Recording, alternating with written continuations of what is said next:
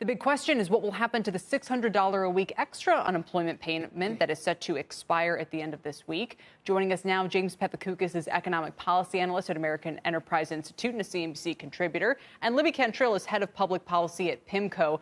It's great to have you both here. Jimmy, does this all look like pretty good progress to you, or are we just going to kind of go along until we hit an impasse and then risk a huge delay? Well, I think there's going to be a little bit of delay. I don't think anything's happening now. So I think we're talking an August number. So there is going to be sort of a gap there. Now that gap might get paid up on the other side, and people, maybe get bigger checks to make up for that missing week or 2 weeks, however long it is.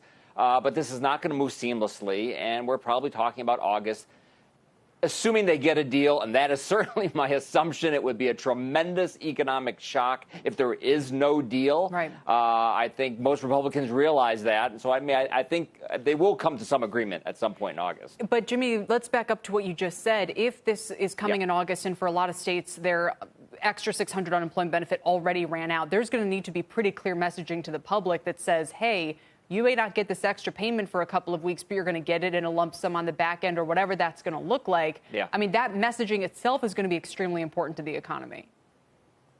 Yeah, right. You want to create a little bit of certainty, whether it's for consumers, whether it's for business, whether it's for landlords, about what the next, not just next few weeks hold, but the next 6 months hold. And that has been a huge problem. Listen, this should have already been done for that exact reason. This is really creating unnecessary uncertainty with all sort of the economic downsides that come along with that. So, Libby, one of the things here on the household front, it looks like they're going to come to some kind of agreement, maybe $200 instead of $600. Sounds like they want direct checks to households in there again. Let me pivot and ask you about state and local budgets, which are in terrible shape. There's not, from what I can tell, a lot in here about relief on that front. It sounds like we're not there yet, politically speaking. I know for a lot of people, they're already seeing notices about taxes going up, services being canceled, and so forth. Is all that going to be undone if we finally get some kind of relief, or is this issue just not that pressing in Washington? Yeah, well, good afternoon, Kelly. I mean, it's a great point. I do think that you will see something in this Republican bill that sort of is a hat tip to state and local funding, particularly in terms of schools. So we're expecting about $100 billion for schools. And I think policymakers will say, Republicans will say that is for state and cities.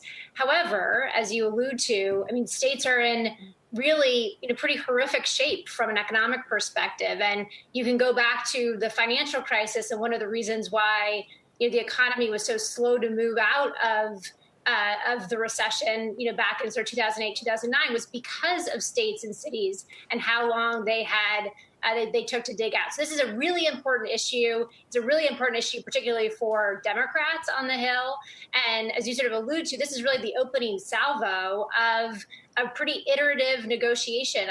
I'm like Jim. I think this will likely result in some sort of agreement, probably at the 11th hour. Never underestimate motivation for members of Congress to break for August recess. But this is a big issue. This is a big sticking point and a very big priority for Democrats. So I can't see them agreeing to any package that doesn't have some pretty significant funding for states and cities. And Jimmy, I want to ask you about what has been the hot button issue of this, and that's that $600 payment, which apparently is going to be reduced. Kevin McCarthy used the argument the other day that, as he sees it, overly generous payment loses the incentive for workers to go back to work. And I think you agree with him. But let me ask you this. Isn't that the whole point of that payment? You don't want people to be tempted to go back to work, or maybe even forced to go back to work and risk being exposed to coronavirus. Right. So, so that payment was instituted when the market, when the economy was the economy itself was in a quarantine, the economy was shut down. To say that payment should be exactly the same today, when the economy is rebounding, I think that's a tough argument to make. And listen, you had that plan cooked up by Jason Furman and Tim Geithner and Glenn Hubbard, and even they were not sticking with that $600 benefit. They were trying to reduce it to $400 and then maybe kind of calibrate it to different states or what your wage income. So just making the argument that it should not continue to be $600, which over the next 6 months means 80% of the people getting it, that would be more than what their previous salary was. I don't think that's a tough argument to make.